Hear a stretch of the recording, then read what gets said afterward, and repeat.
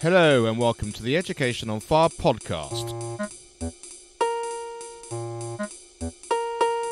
The place where we share creative and inspiring learning in our schools.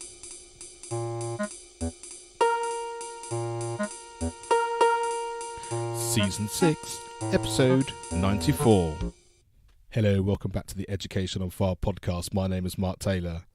This week, as we continue the English and Literacy season, it's my privilege to be able to bring you a live lecture given last week by Professor Teresa Cremin, entitled Reading for Pleasure, Developing Readers for Life. Now, this lecture is brought to you by the National Association for Primary Education, who every year have a lecture based on the life and work of Christian Schiller. As you all know, NAPE, the National Association for Primary Education, are the sole sponsor of the Education on Fire podcast network and Primary Music on Fire membership site. So it's a real honour for me to be able to share the great work they're doing and be able to bring you such a wonderful lecture and experience.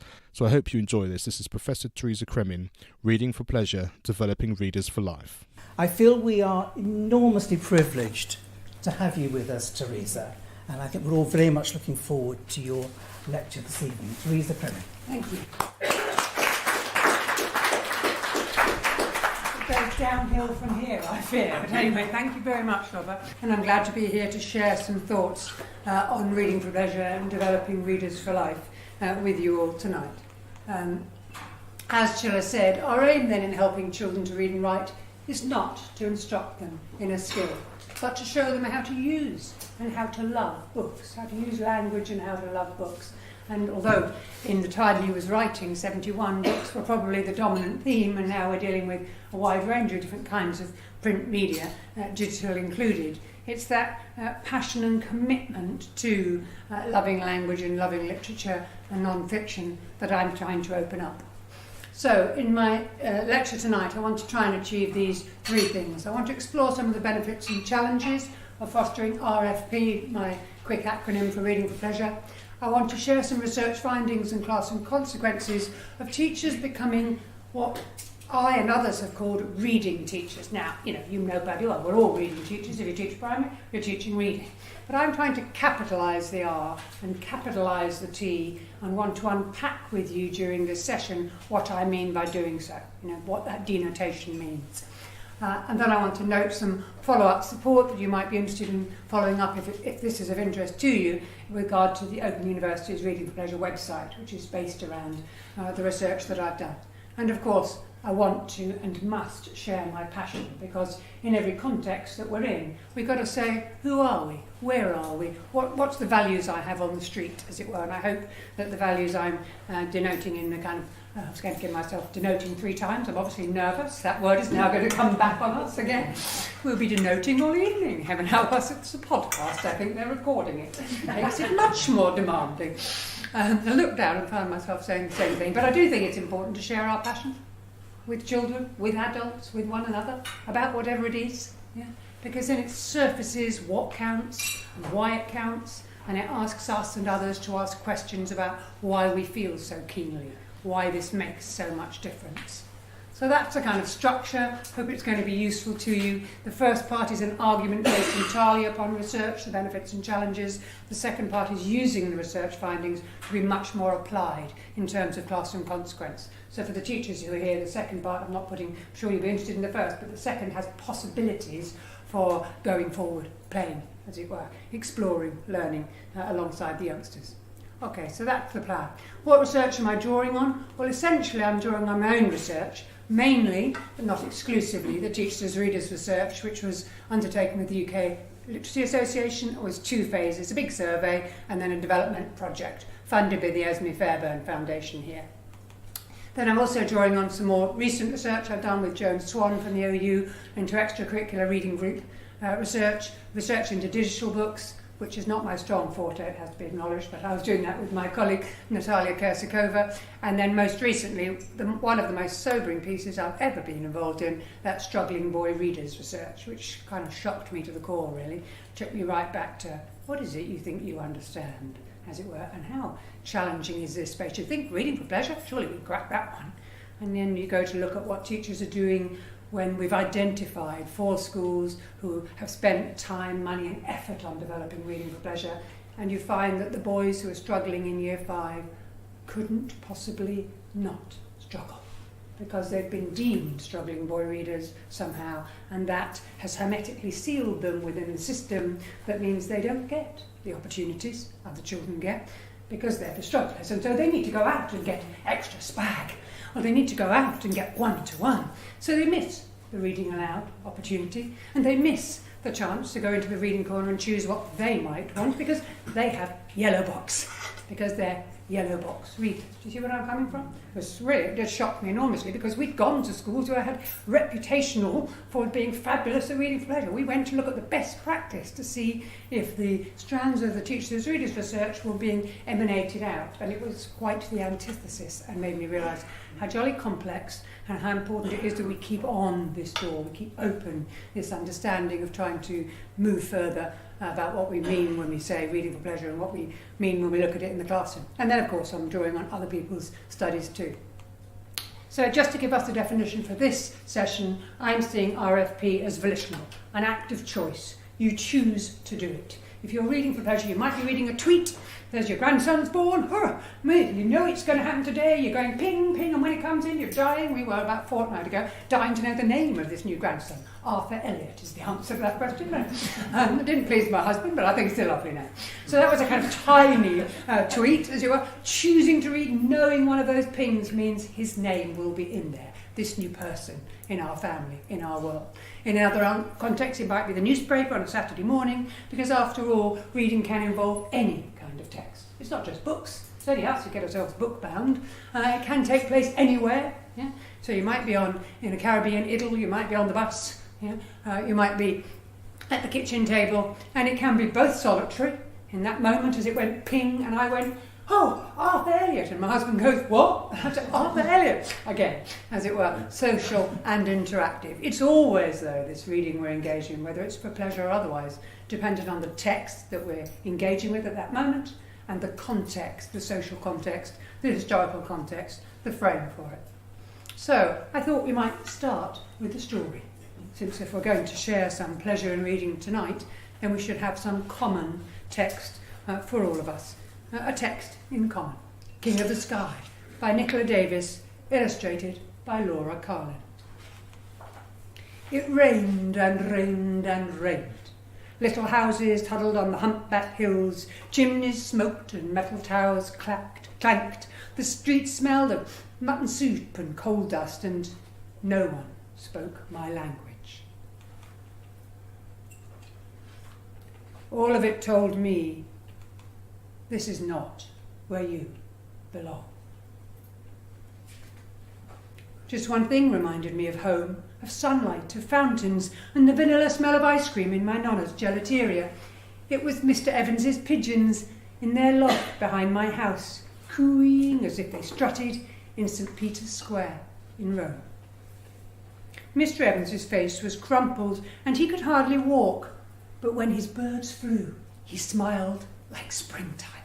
I stood beside him and I watched as the pigeons soared above the chimneys and the towers, up to where the sky stretched all the way to Italy.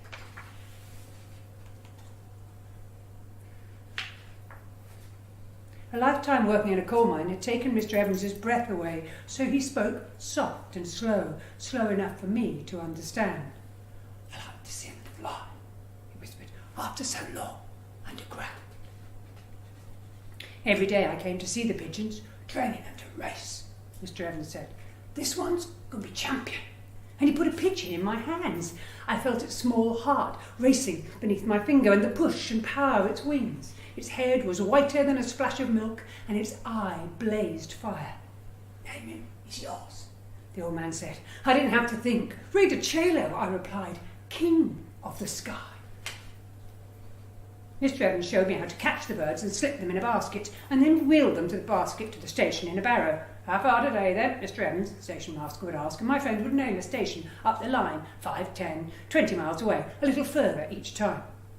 "You don't need a map like we do," Mr. Evans told me. "They're born, knowing how to find their way.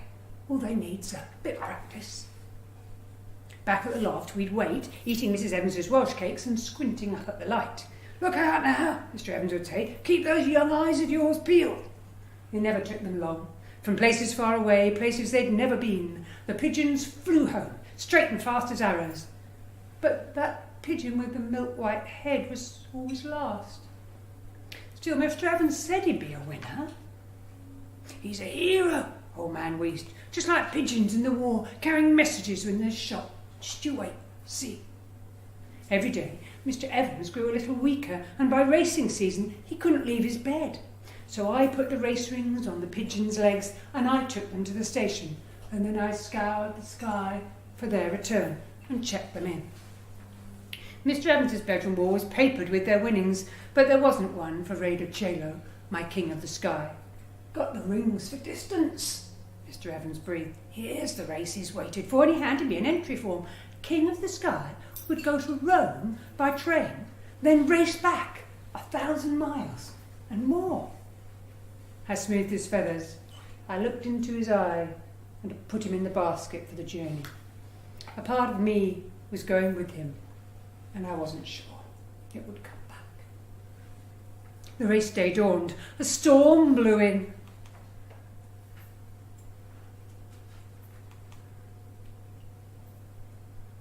Lightning, wind, rain.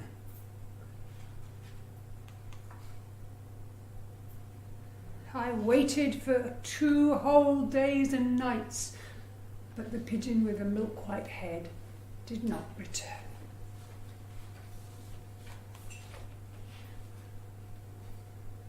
I sat beside my friend's bed and I told him that perhaps the sunlight and the fountains and the vanilla smell of ice cream from 1,000 gelatiri had made our pigeon want to stay. No, said Mr. Evans. That will only tell him this is not where you belong. The old man's eyes blazed fire. Get out there, boy, he said, and welcome him. The rain had stopped and I ran out to the loft. I squinted up into the clouds. A speck, a blob, a bird, a pigeon with a milk-white head, a hero and a champion. 1,200 miles he had flown from somewhere far away he'd never been, steered north and west, finding his direction from the sun and the force that guides the compass needle, flown until he'd seen the shape of the humpbacked hills, the little lines of little houses in the chimneys, heard the clanking towers, smelled the soup and the coal dust, and flown down into the arms of the smiling, crying boy, the boy who knew at last that he was home. King of the Sky by Nicola Davis and Laura Carlin. A book about difference, about travelling, about potentially being a refugee, about being left out or left in by the baby. Did you see Mummy's having a baby? Is he left out because of the baby, or is he left out because they've moved? Brilliant piece of writing, I think, by Nicola Davis, reminding us that reading for pleasure is about meaning making and choosing to make it. And by the look on your faces, some of you were making meaning and some were having a breathing space. That's called life. Every time you read a book, every time I read a book, there are going to be people who've got too much in their heads, but they've got to do the sorting. Haven't you all been there in assembly or in a staff meeting? You know, been to plenty of both, where I've sorted my mind out and then somebody goes, you've got to do this or discuss that. And you think, oh goodness, I hope somebody was listening. Somebody will tell me afterwards. Because we always make choices and it depends on the text and the context and the reading of that text that invites us to make the meaning or leaves us, as it were, in a space where we hurry on with the other things we consider to be more important. As the OECD's evidence says, the reading of pleasure is the single most important indicator of a child's success, and initially I want to share some of those many benefits that are evidenced by research summarised by that sentence. So, there are cognitive benefits. Not surprising to anyone in the room, I'm sure, but childhood reading from Alice Sullivan's work is very clearly shown from the British cohort study of 1970 that there is substantial cognitive process. If you read as a child, you are going to shift your literacy and numeracy scores between 10 and 16. There is a correlation between the two, as it were. Reading is most strongly linked to progress in vocab. So there we are, all running around, chasing after vocabulary. Yeah? What we need are children who are choosing to read, who are developing as lifelong readers, and us supporting them, because they'll be expanding that vocabulary, our evidence says very clearly from a very large cohort study. And strikingly, reading with pleasure, she argues, is more strongly linked than parental education to cognitive progress in adolescence. Yeah? So it kicks into touch the previous belief that mother's highest educational level will influence the educational level of the child. We can change that one if the children choose to read and if we enable them to be readers. And many of them don't choose to read. So we have to look to ourselves to say, how can we shift that piece? There's clearly lots of cognitive evidence from elsewhere in the world. Been doing a recent review of this, and this highlights the association between RFP and success. For example, in that McGrain study, which was the Progress in International Reading Literacy study, on average you got 45 points more if you marked up the paper elsewhere that said, I read for pleasure, I regularly read for pleasure. And the more frequently you mentioned reading for pleasure in that part of the paper, there was a relationship. You are, on average, 45 points more likely to score highly on the attainment. Yeah? The Sugar and Dura study highlights, again in the US, with a study of 156,000 youngsters, something not dissimilar. Those who choose to read in childhood will be making a difference to their life chances and to their reading attainment later on. Quite sure why these are coming in this strange order, but anyway, let's just carry on and ignore it. Quite don't know what happened. I was doing connections and obviously weirded them. Senegal's work in Canada is also very interesting because that highlights about narrative writing. So it's a smaller study, only 120 young people, but there's a clear correlation between those who read outside school, choose to read voluntarily in their time, and the quality of their narrative writing. Now, this isn't a panacea, this piece. I'm not trying to suggest here that if we can get this one right, everything else will fall into place. But I kind of do think there's quite a bit of truth, not in panaceas, but in attending to this closely. A colleague of mine, Sonia, who works in Birmingham at St Matthew's, has put RFP as the backbone of their practice. And over the last 9 years, they've moved from 30% reading, as it were, on reading scores, to roughly between 89 and 91. They have really, and she says, we are absolutely persistent about it. Her phrase is, supporting the reading poor, becoming the reading rich, as it were. So she's wanting to make that difference by focusing on reading for pleasure throughout that primary curriculum, never letting it go, not letting it be something we do this year, and then next year we'll do science and revise the curriculum, but letting this be the backbone that actually runs as a red thread through everything.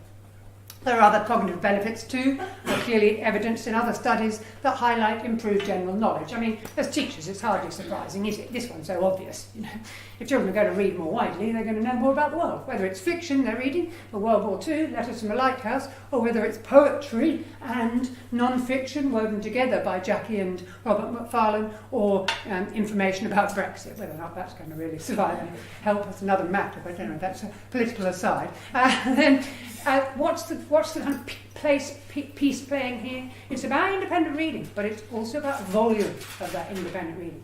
If you choose to read for pleasure substantially in your own life, you get through quite a bit of it because you want to do more of it, more in the newspaper, more in that fiction book, find out more about Bali because you want to go there on holiday, so you read more about it. And as you read more, you bump up that reading volume. Evans's very large-scale study too highlights that the number of books in a home is a powerful indicator of reading. 45 countries involved in that study, Evans et al., 2010, making it abundantly clear that the number of books in the home has a relationship with the reading achievement. And yet, you know, at one point or other, we had Nick Gibb go over another, pulling back on offering book trust books to our nation, as it were. But we need to be sure to get books into children's hands to take them home, that they want to read when they get there. So reading volume is a key piece of it. And some more recent work we did on digital suggests that actually teachers don't often monitor much about reading volume and choice. Yeah? So children may write down the book they're taking home, which is my scheme book, yeah? And so my mum reads a bit from the scheme book and then I can see all the scheme books, but the independent reading they're doing separately may not be listed. may not be monitored. And I don't mean in a hard, aggressive way. I just mean, is it known about? And are we monitoring what choices they're making in any way? Certainly the digital library systems do that for us. So something like Accelerated Reader, and I'm not against it per se. I'll speak about that separately. But I do think they do depersonalise it. The digital library system does it for you. Well, hello, I'm the teacher. I want to do it with you, not for you. I'm part of the enterprise. My knowledge and expertise and your interest and enthusiasm have got to be matched so that you're interested in hamsters or BMX or cooking, and I can find the book that might open the door for you so that I become the co-reader and mentor, not the monitor and curator of your reading through the system that's digitally provided for me. Obviously, there are two social and emotional benefits, a wide range of these, and I'm sure you're aware of them, although it's true to say that most of these are argued, not evidenced in quite the way that the previous studies are. So the previous studies tend to be large scale, these tend to be much more small scale and more observation based, but as Kidd and Cassano say here, readers of literary fiction must draw on a theory of mind to infer the feelings and thoughts of others. So that sense of when we engage with this text, you're beginning to feel how he feels, partly from that stunning visual. All of this told me, this is not where you belong. That's from the power of the... All this told me it's not where you belong. It's also another way of reading the page, yeah? Or of this old ma'i. This is not where you belong. Yeah? There are different ways of reading it, but the visuals and if it's conveyed in a manner that's going to hit home and not going to suddenly say, shall we find another, key vocabulary word for belong? Everybody get out your vocabulary books and we'll define belong again. Is it belong, belonging? Is it the past or the present? And now we've murdered the bastard book. Rather than invited children to feel how he might feel. We don't even know his name. Is he Italian? Is he Welsh? Question mark. There's an opera made about it. I wished I'd seen it, but anyway. And as Rothbauer says here, reading can help mediate the challenges in negotiating non-mainstream identities. And again here, reading, individuals who frequently read seem to be better at understanding others, empathising and seeing the world from their perspective. There's a lot of interest in reading and empathy at the moment. There isn't a lot of close documentation, and it's much harder, as you can well imagine, to document the evidence that or document any evidence around developing empathy and making a relationship between that and children's reading for pleasure. It's clear, though, that as Schiller argued, we need to be able to see the world from other people's point of view, and we need to listen to what our children are sharing with us. So literature is a key part of that. There's a very interesting recent paper, just came out about a month ago, by John Jerram and Gemma Moss at the Institute, which actually is focused on the PISA, which is 15-year-olds, the international study again, 25,000 teenagers in 35 countries, and they looked at those children who report reading magazines, non-fiction, news, newspapers, and comics, and fiction. Those are your 5 choices in PISA. And they found there was a sizable fiction effect. Those children who read more fiction than the other strands of different kinds of text, not to be anti-newspapers, just to say that fiction offers us something different. There was a sizable fiction effect using regression analysis to highlight there was a positive association between reading fiction frequently and reader achievement.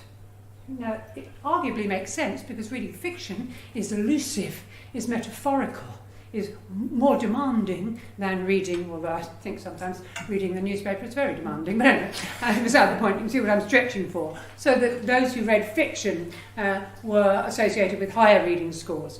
And that's an interesting issue because Marianne Wolf's recent book that highlights that she's concerned for our children of today because she feels that there's very little deep reading going on in our fast-paced digital world, as it were. And this tunes into that and says these people who read fiction are surviving well through the system in terms of both achievement and attainment. And perhaps we need to focus more on the slow reading of literature in our fast-paced world and let ourselves pause, ponder, blether, enjoy that fiction, rather than read that one and then get on to another one.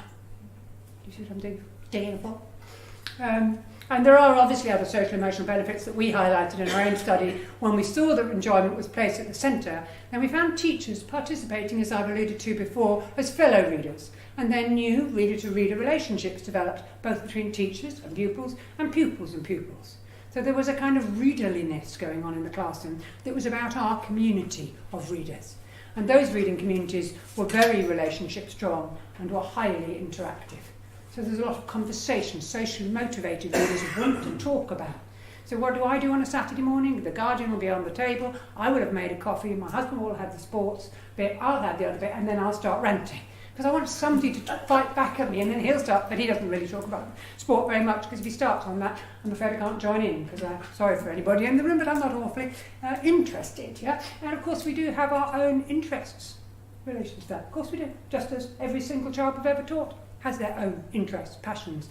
And if we don't know those children, we don't know their passions and interests, how are we going to find the books that are going to take them on the next step on the journey that makes that connection? So of course we have to be readers in that sense. So just to revise my quick intro, which is RFP suggests there's an increased attainment in literacy and numeracy, better general knowledge and vocab, encouraging imagination, empathy and mindfulness, and reader-to-reader relationships. Much more easily said, the OECD arguing, the will influences the skill. So engagement in reading can be a consequence as well as a cause of higher reading skill. They operate bidirectionally, like that. So reading skill will influence reading will, and so forth. So this could be really good news. We've got all this good evidence to suggest it makes a difference. However, my view is there are very significant challenges. The first one is, I'm afraid in England, we're not that great in terms of children's attitudes to reading. Children's attitudes to reading are relatively low compared with their skills. So, scores on the doors, high, do I like it? I can't be bothered. Yeah? So next time round in Pearls, that's the most recent Pearls, came out in December 2017, next time round, there'll be consequence.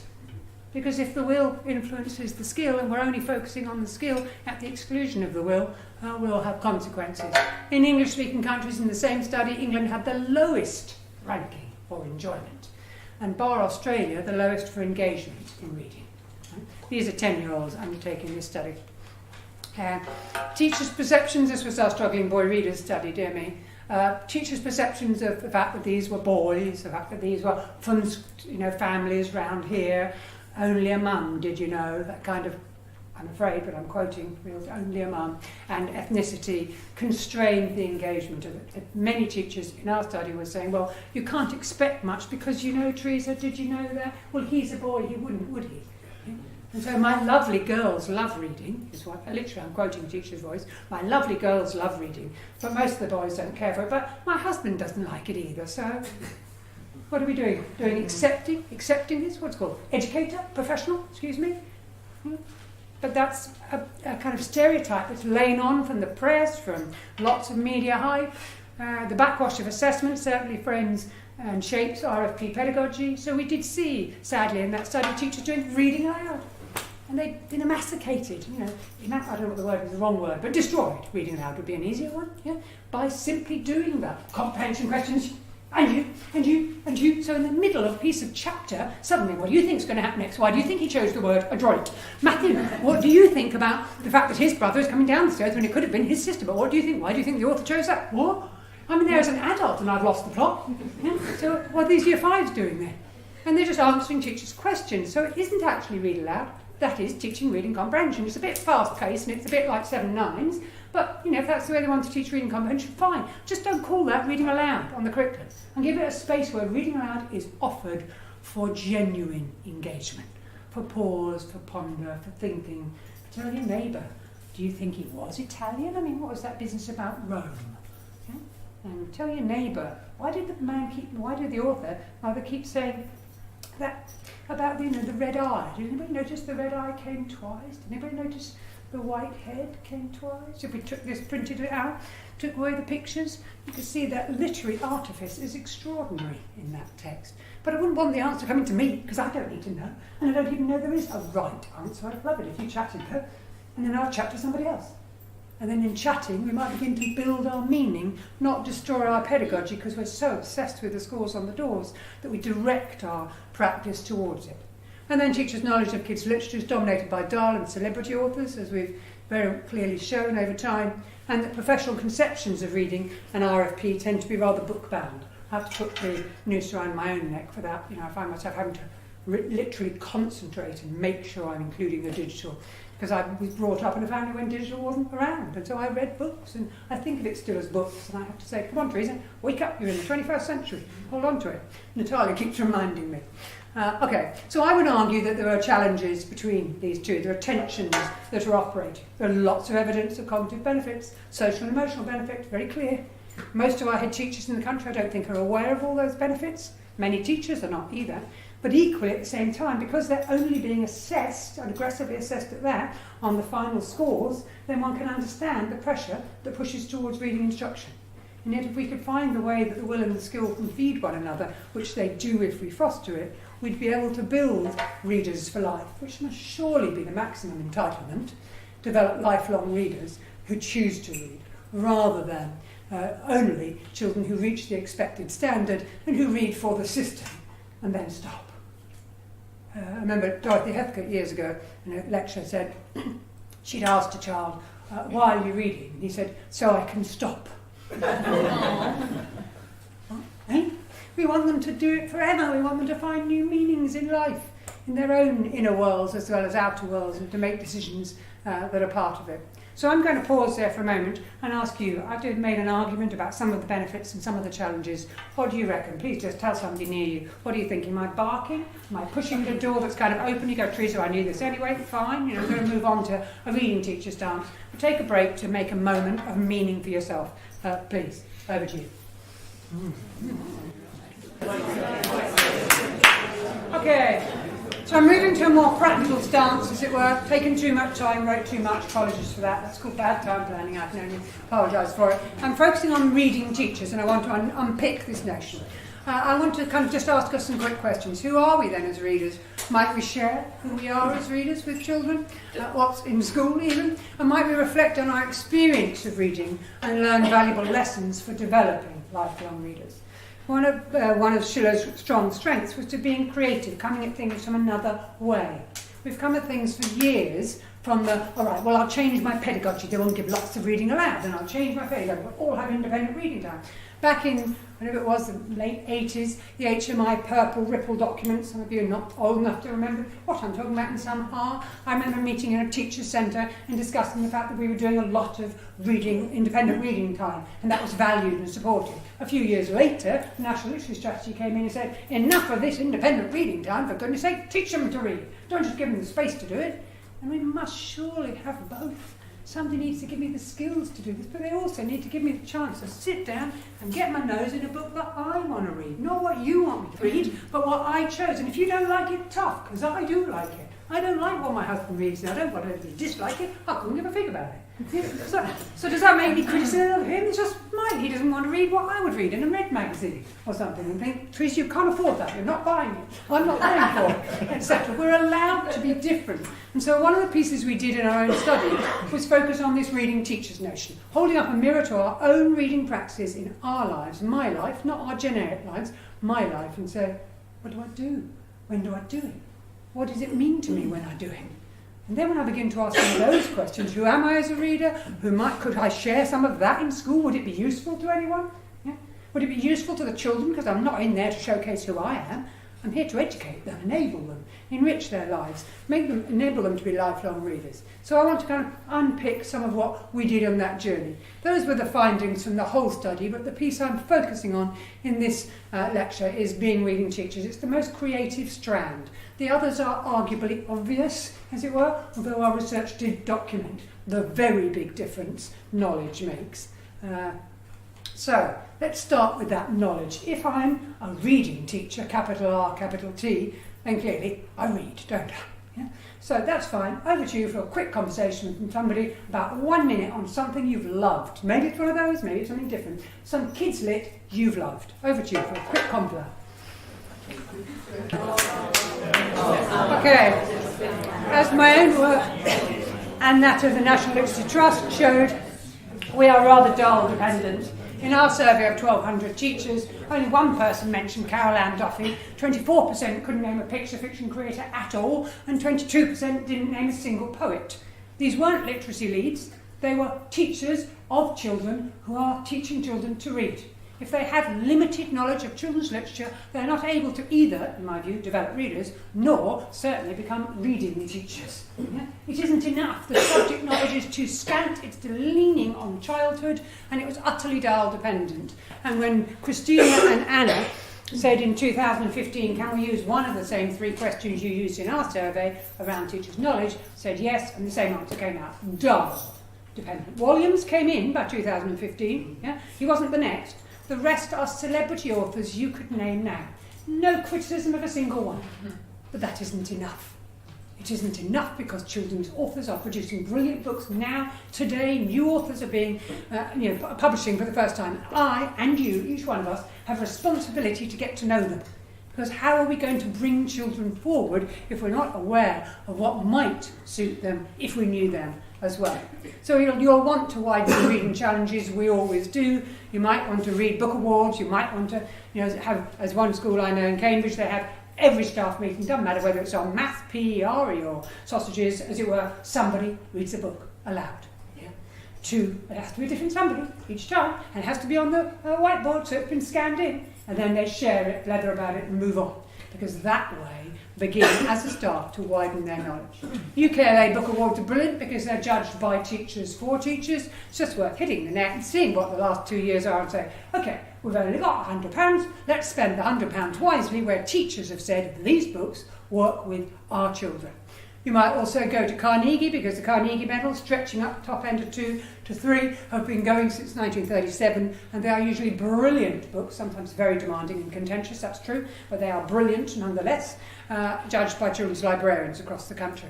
We need to get to know the best so our children have access to that highest quality. Not to suggest that we have a list that everybody must read. I'm not quite sure about that, because if a list everybody must read, would my husband's rugby be on it? As it were, if he was a child, I mean, would it be there? Or would it not be there because we haven't found anybody who's written apart from Tom Palmer about rugby? I know the only person I know who's written about rugby.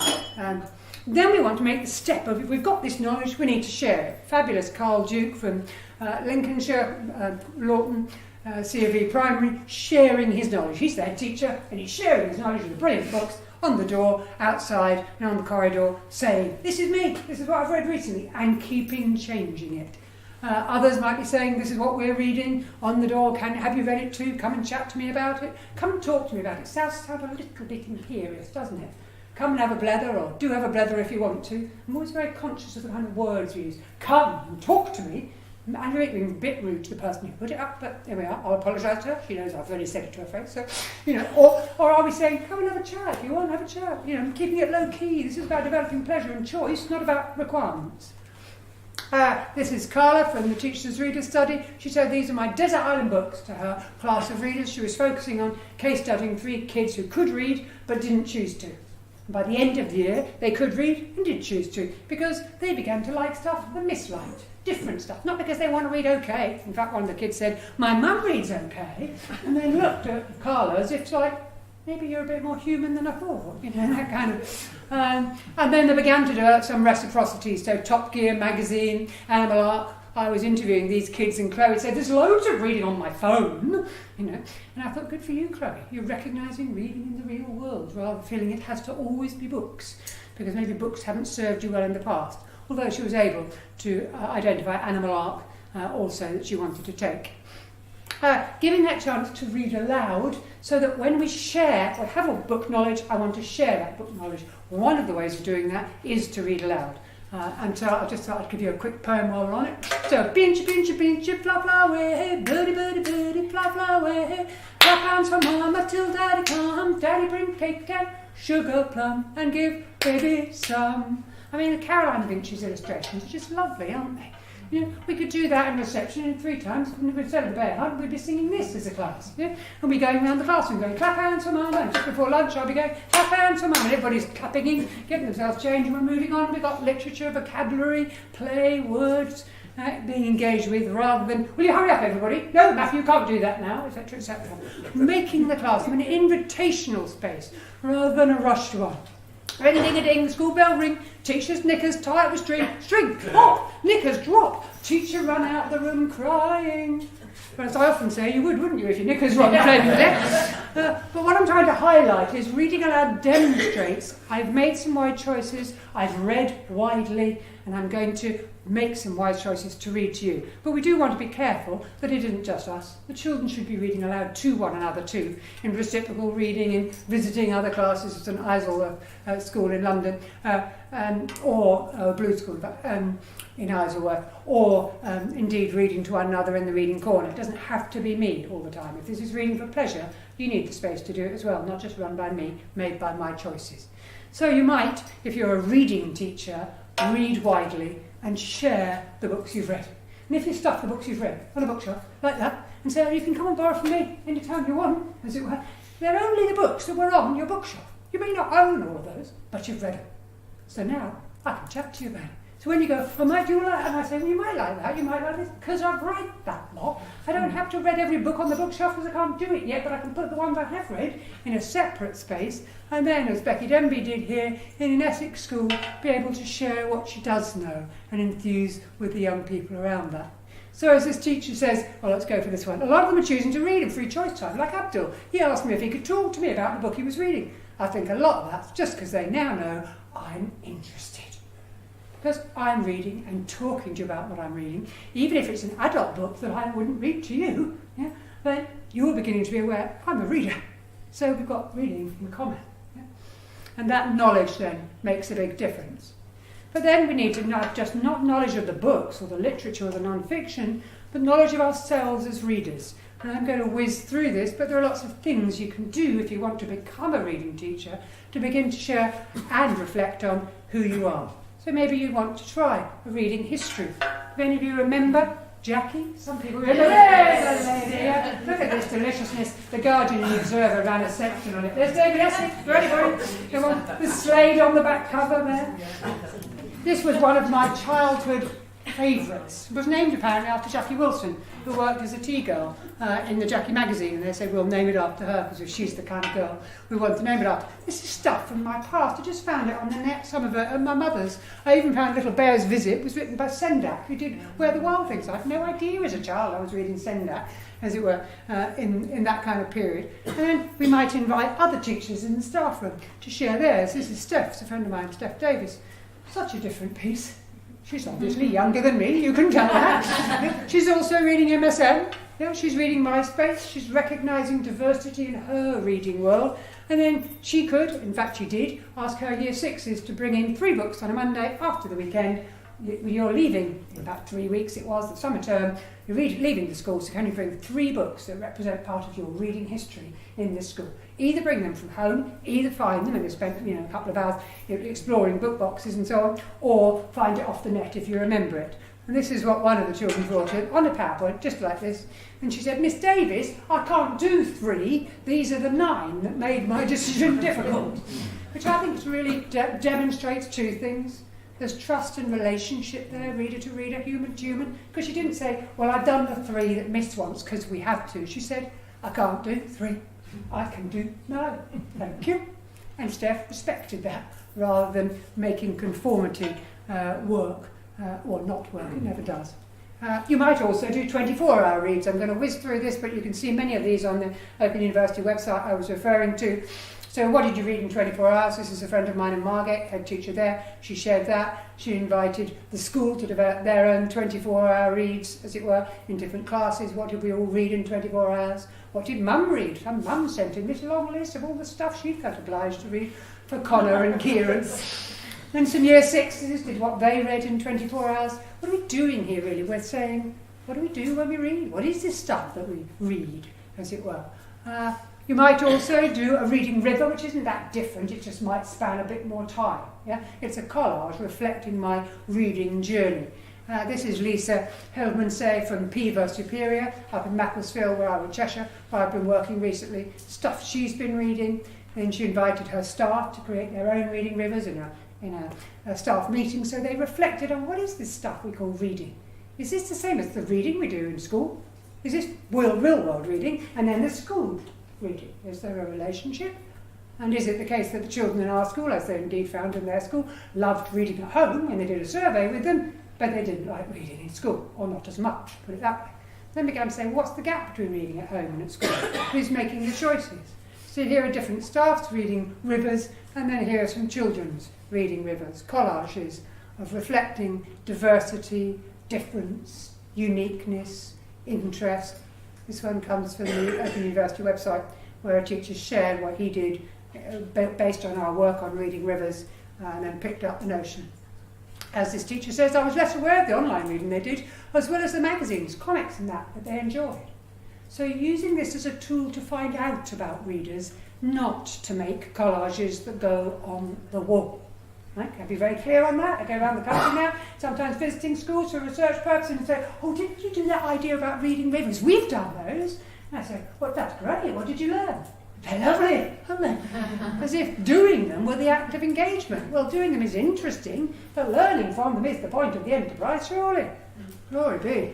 So the classroom consequences were the teachers began to question what counts as reading in school, began to value a wider diversity of text, and develop new conceptions of uniqueness, and an enriched capacity to bring my knowledge of the literature to my knowledge of you, so that I can make the connection. So by holding up that mirror and saying, what do I do in my reading life? When do I do it? I learn more.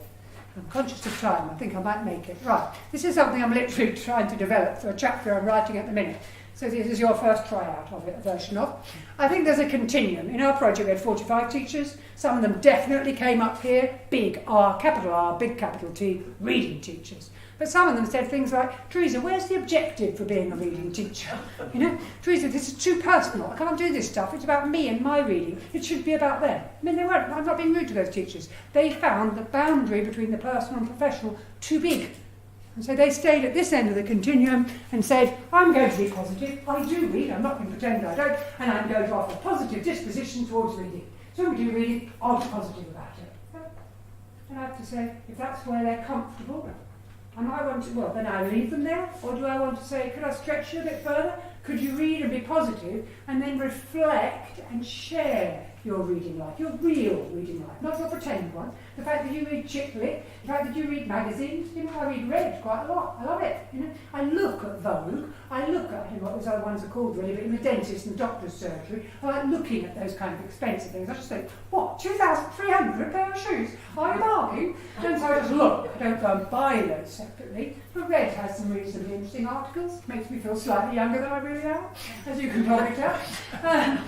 So they share their reading lives and then they get to know the kids. So that's kind of where we've just been. I started with the teacher knowledge. I'm now moving to the, okay, let's reflect on reading. What does it mean to us? What do we do with it? Of course, there's lots more you can reflect upon on reading, like how I get emotionally engaged and upset when I read sometimes, angry or sad. And that would be reflecting on my reading, my experience of reading, not just me as a reader. There's loads more in that middle piece, but I haven't got time to share it now. And if we come to this end, then we're saying teachers who read, they offer a positive disposition, they share their lives and they get to know the kids, but then they do something with that new knowledge. So, for example, I'll give you one quick one. A teacher took away a boy in striped pyjamas, wept. Took away another book called How to Live Forever. Sally Nichols, suddenly lost my voice, and wept. Came back to one of our teachers' readers' meetings in London and said, you know, these are children's books, and I've cried my way through both of them. And so we said, hold up the mirror. What does that tell you? Well, I said, I've never really talked about crying with the kids. I mean, it's reading for pleasure. I mean, you know, I read them funny stories. We said, well, then I expect some of the children in your class have either cried or might need permission to cry or might need to kind of feel they could talk to somebody who felt that was upsetting too. I remember reading Kinski's Kingdom on the train after I'd been lucky enough to introduce Maud Purber at a conference. I'd started it the night before and I finished it on the train. And the morning I just sat there weeping. And a woman leant over next to me who didn't know me from Adam went, it's all right, dear, it's only a children's book. I didn't know how to respond. I just kept crying, really. But in her head, somehow children's books, one didn't need to cry, but it still hurts. And if we're affectively engaged, do we not want to explore that affective engagement? One of Schiller's strong arguments in that book you're referring to is how do we as educators help children learn to feel, with their bodies, their minds, and their feelings, as it were, reflect that. So the people who really developed as big R, big T reading teachers developed a sense of, I'm going to continually work at this thing. And when I suddenly notice I'm tearful, or when I suddenly notice I'm reading this poem for the 3rd time in the evening, I think, oh, when do I ever give the children a chance to read poems 3 times? Or do I just read one poem to them, and then another poem to them, and then another poem? Because we're all trying to do these poems, because they're all haiku, and we're all going to write haiku, as it were, which is using the literature to deliver the writing, rather than saying, sometimes, readers read things 3 times, because it don't make sense the first time, and then it begins to make sense the 2nd time, like peeling an onion, and the 3rd time, you got it. And you're going, ah. And then you get that satisfaction of having understood it. So Christine went back to her class and said, I'm going to read more poems more frequently to the children. They were in year 2, as it were. And she said, I feel like I'm teaching now, Teresa, from a reader's point of view, not a teacher's point of view. That's a reading teacher voice for you. So we looked at our data on the kids, and we found, putting our teachers, those 45, on a continuum, that those who were reading teachers had made the most difference, going back to our data on the kids as well, to children's reading behaviours and engagement in RFP. We did not track attainment. We weren't interested in that. We weren't focused on it. So I can't tell you what to make to attainment. I can tell you, though, that those big international studies say if you kick the RFP into gear, you'll get it going, then that will make a difference to that. And these kids were reading more frequently, choosing to read, liking reading in home and in school. Other things they did were to explore Daniel Pennock's work on the reading rights of the reader. You'll see this in lots of schools. Now, it depends on why we do it. Oh, it's an idea. So we get the poster, Quentin Blake did it, and we can all do this, and then all the kids can discuss their rights. And then we'll move on to something else next week. It'll be book week, and we'll do something that's antithesis of everybody's rights, because you've got to go to... Do you see what I'm digging for? Whereas if you're holding up the mirror, you're going, what is it really authentically that reading is? What do readers do? And now what might I do? And these teachers said things like, I didn't finish these books. That's my colleague Steph. Gave up on them. So she just went into school and told the kids, these are the books I never finished. I expect there's nearly everybody in the room can acknowledge with a bit of a nod. A book you've given up on. For me, it was Wild Swans, Jung Chen. Dear grief. Any more Italian, any more Chinese relatives, and I was going to give up. And then they made posters about the rights of the reader, the right not to finish a book. Here's a voice from one of them. I once stopped reading The Lord of the Rings by J.R.R. Tolkien. I got to page 56 and I stopped. The reason I stopped was because it had good description and it took him forever to get to the main part. There's no action, the pages were big and the writing small. I think I'll enjoy it when I'm old. I thought I'd enjoy it as much as The Hobbit, but I was wrong. Isn't it better that the child learns because they've been given permission to be a reader, not a schooled reading robot, but a reader, a human in the world who's got their own rights and responsibilities? This one's a lovely piece I'm going to whiz on, but the mother had given her Hitchhiker's Guide to the Galaxy. And in the end, she finishes with, I don't even get the front cover. Is it a bat, 2 mice, a cone, a fish, and a robot's head floating around in space? This book is probably more suitable for grown-ups.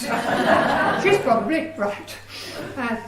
Teachers also began to say, well, if I'm holding up the mirror, where do I like to be? What's comfortable for me? What environmental conditions support me? That's the place I'd like to be, but I want to be on the beach. I want to be on the sun lounge. I don't like the sand in my toes and all that. But where would you like to be? And then they said to themselves, well, so what can I do about that in the classroom? Can't produce sun lounges, can't produce comfy sofas.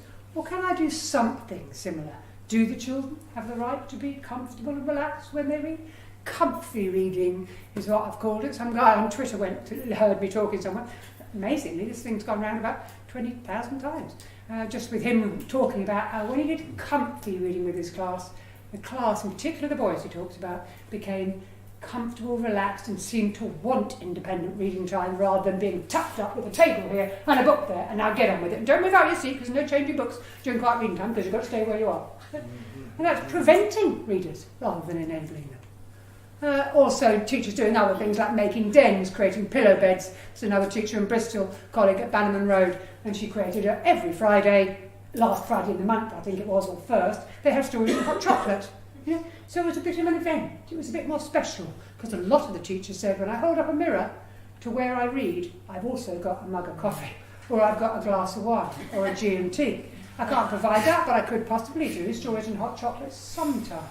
In this class, the Golden Reading Crew, eventually they said to another Becky, actually, in another part of the country, can we not have them on the floor, these rugs and mats? And she said, well, what do you want to do? We want to make reading dens. And they put them over the tables, and the next few weeks afterwards, can we have torches? Yeah? And she said, I would have quit it very quickly, Teresa, if they weren't reading.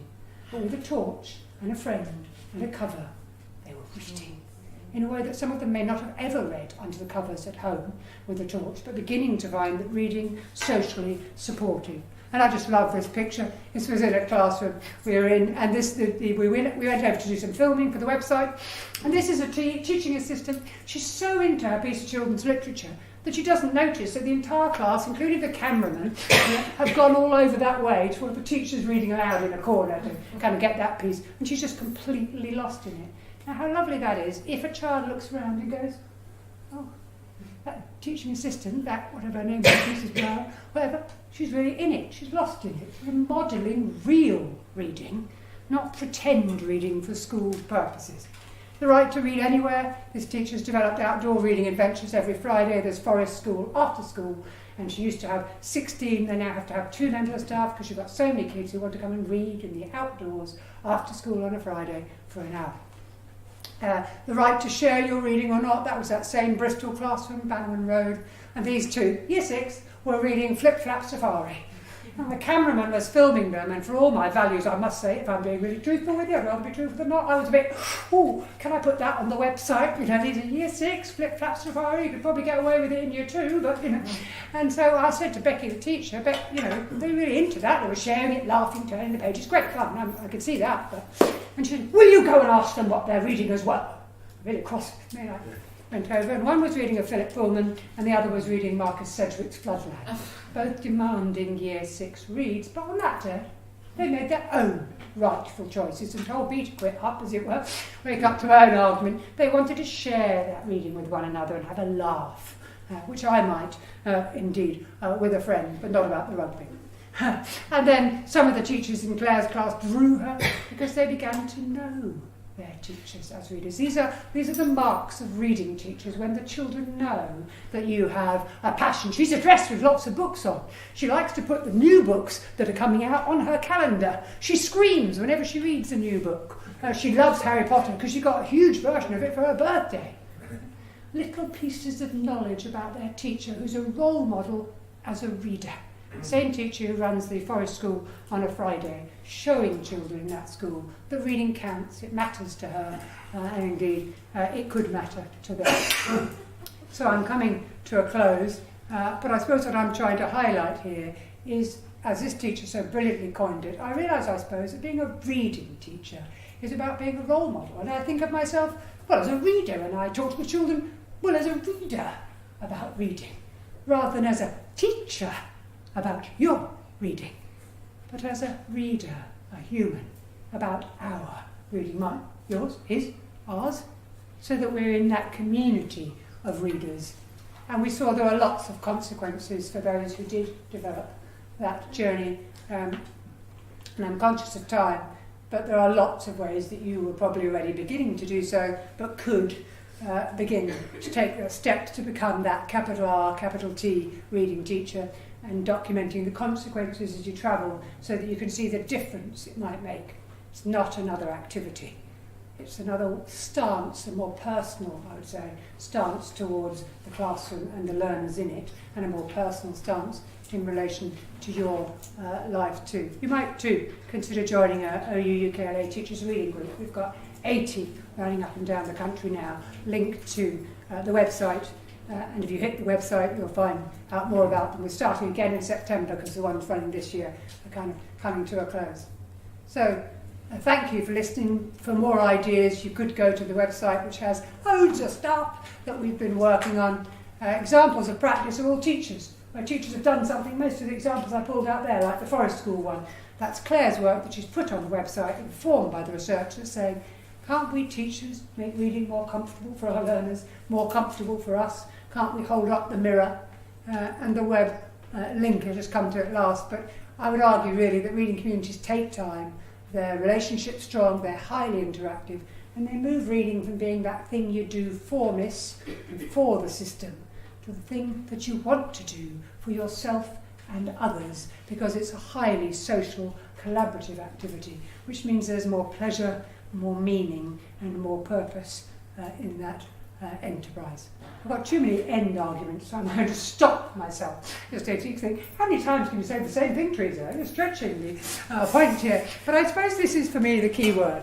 When we do this stuff as teachers, when we hold out the mirror, we begin to see it differently.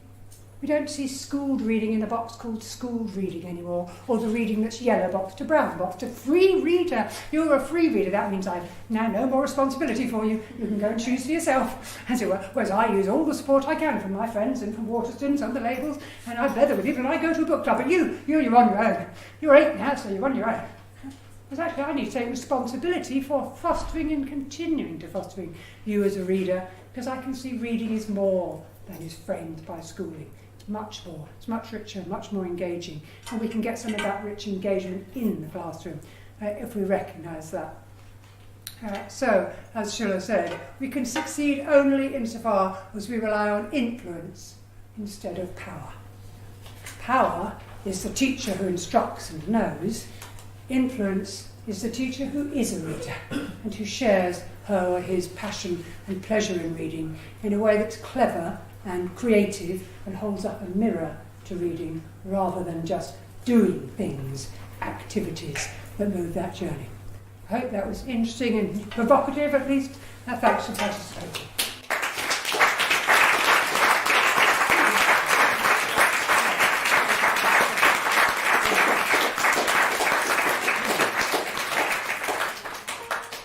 Thanks for listening to the Education on Fire podcast.